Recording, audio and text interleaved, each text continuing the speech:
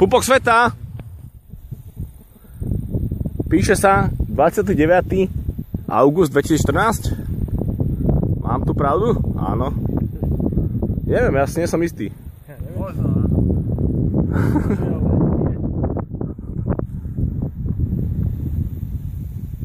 Operácia Barbarossa.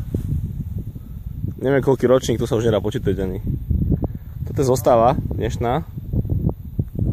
Jozef? Peťo? Maco? A ja.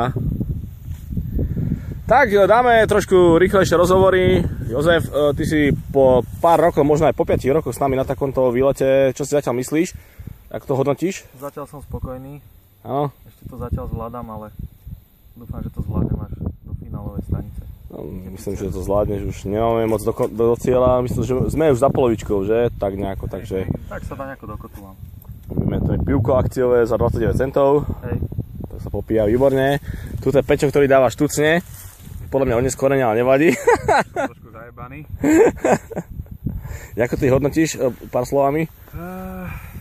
Dobre, som spokojný, že je krásne počasie. Dneska nám vyšlo počasie.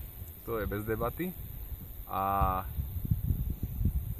teším sa na záver akcie, ktorý bude, počítam, vzhľadom na to, koľko toho tu ešte máme. Roku je toho hodne, však ukáž na flašku.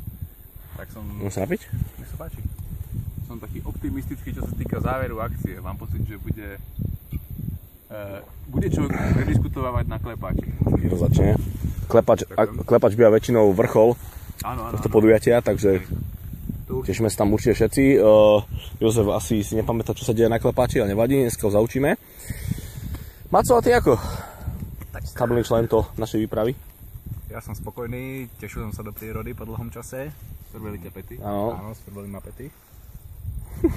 A som veľmi rád, že sa našej ekipy zúčastnil aj Jozef, ktorý nie je práve tradičným členom, ale veľmi si to vážim. A čo sa týka môjho výkonu dneska, tak zatiaľ sa mi ide celkom dobre, len napriek tomu, že som si dal bohaté raňajky, tak začínam byť hladný, takže už sa teším asi do pizzerky. Ale chcem ešte do cestou poďakovať Matejovi, že nás ponúklo svoju parenicu. Správne odležaná. Presne tak. Áno, bol som v Bile a rozmýšľal som, že čo zobrať na takúto turistiku, nejakú bagetu pumpovú som moc chuť nemal a náhodou som nás zahľadol v rohu hodené parenice a povedal som si, že na zemi. Mal si jasný. Že vyskúšame tú paranicu. Ináč, každopádne ja som rád, že sme opäť na Barbarose.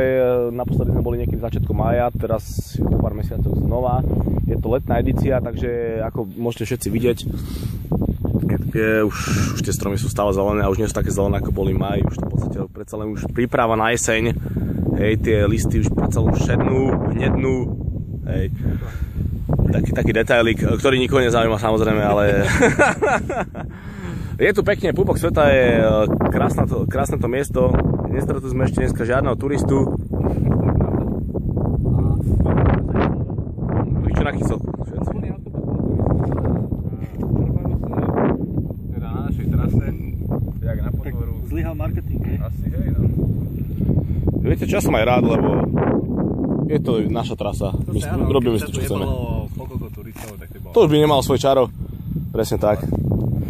Takže zdravíme a ozveme sa zase z iného miesta. Čau.